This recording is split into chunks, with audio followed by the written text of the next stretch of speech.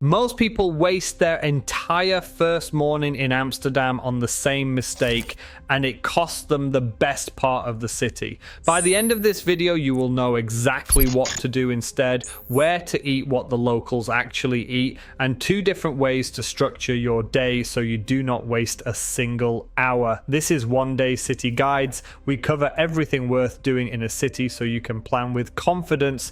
Subscribe if you are planning a trip to Europe, because we cover a new city every week. Amsterdam is a walking city. The center is compact. The canals form a horseshoe around the old town, and almost everything worth seeing sits within a 30-minute walk of Centraal Station. You do not need the tram, and you definitely do not need to rent a bike unless you are confident riding in traffic that shows absolutely no mercy. What you need is comfortable shoes and a rough sense of the layout. The Jordaan is west, the museum district is south, the Pijp is southeast, and the canal ring connects all of it. Once you understand that basic shape, the whole city opens up and you can move between neighborhoods without ever needing to check a map. Now, the mistake. People book a 9 in the morning slot at the Rijksmuseum or the Van Gogh Museum, spend 90 minutes inside, come out blinking into Museumplein, and realize they have burned the whole morning in the most tourist-heavy part of the city. The museums are absolutely worth your time, but not first thing. Amsterdam's canal ring and its neighborhoods are best explored early, when the streets are quiet, the light hits the water just right, and the cafes are still setting out their chairs. Save the museums for mid-afternoon, when the queues thin out and you have already soaked in the city. Start at Centraal Station and turn left into the Jordaan. Whatever you do, skip the Damrak, that wide boulevard heading to Dam Square lined with overpriced souvenir shops, currency exchange kiosks, and chain restaurants designed to empty your wallet. The Jordaan is Amsterdam's most photogenic neighborhood, and it deserves your freshest morning energy. Narrow canal streets, independent shops with things you would actually want to buy, and brown cafes with dark wood interiors and decades of character baked into the walls. Walk along Prinsengracht and then cross over to Brouwersgracht, which many locals consider the prettiest canal in the entire city. No ticket required, no queue, just beautiful streets and quiet water reflecting the gabled houses above. From the Jordaan, loop south toward the 9 streets. This is a grid of 9 small shopping streets connecting the main canals, packed with boutiques, vintage shops, and local cafes. Coffee runs around 4 to 5 euros for a flat white, and the people watching from a canal side table is some of the best in Europe. And this surprised me. Just off Spuy Square, there's a small wooden doorway that most people walk straight past. Step through it, and you're standing in the Begijnhof, a medieval courtyard surrounded by 17th century houses with manicured lawns and an almost eerie quiet. It's free to enter, it's never crowded, and the oldest wooden house in Amsterdam is here, dating back to around 1528. Give it 10 minutes. It's one of those places that sticks with you long after you leave, and it costs you nothing but a short detour. This is one of those spots where a guided walking tour genuinely changes the experience. A good local guide will take you through the canal ring and the Jordaan, point out architectural details you'd walk straight past, and tell you stories about the buildings that make the city come alive in a way a guidebook never could. We've linked a couple of well-reviewed small group options in the description. Head south toward the Bloemenmarkt, the floating flower market on the single canal. Look, it photographs beautifully, and it's been here since 1862, but it's mostly a tourist shop now. The Amsterdam Council actually tested the bulbs they sell and found over 90% were too old to plant. Walk through for the colours and the canal views, but keep your wallet in your pocket. Now for lunch, skip anywhere on Dam Square or the Damrak. The food is average and the prices are inflated by at least 30%. Head south to De Pijp instead, the neighbourhood built around the Albert Cuyp Market. This is where locals actually eat. The The market runs daily except Sunday, stretches for several blocks, and the smells alone are worth the walk. Get a fresh Stroopwafel from one of the market stands. 2 thin waffles pressed together with hot caramel syrup made right in front of you, warm and slightly sticky, around €3 and completely different from the packaged ones you see in shops. Find a kibbeling stand next. That is battered fried cod served in a paper cone with a thick garlic mayonnaise, around €5 to €6. It is one of those simple street foods that Amsterdam does better than anywhere. The Surinamese food in this neighbourhood is outstanding.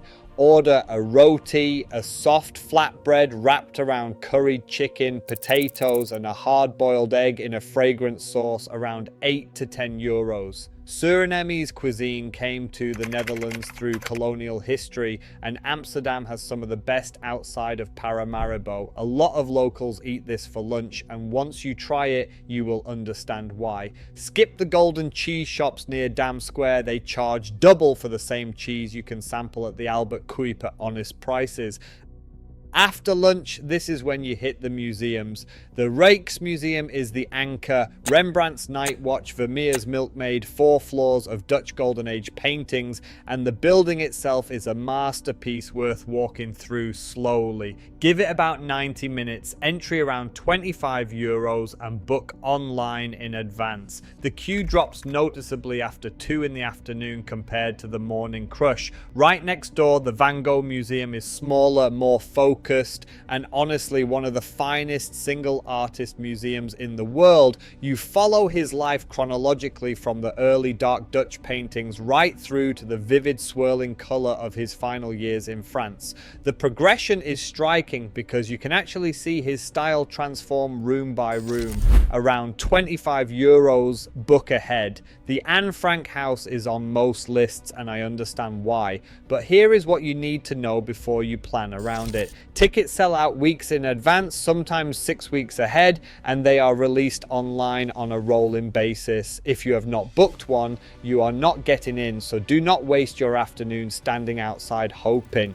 Visit the Resistance Museum instead. It costs around €14. It is rarely crowded, and it tells the broader story of Amsterdam during the occupation through personal accounts and original objects in a way that is genuinely moving. A lot of people who have visited both say the Resistance Museum actually left a deeper impression. Honestly, here is what I would skip entirely. Madame Tussauds on Dam Square is overpriced and forgettable. The Sex Museum and the Vodka Museum are gift shops with an entry fee, and the red light district during the day is narrow alleys with bad restaurants and aggressive souvenir shops.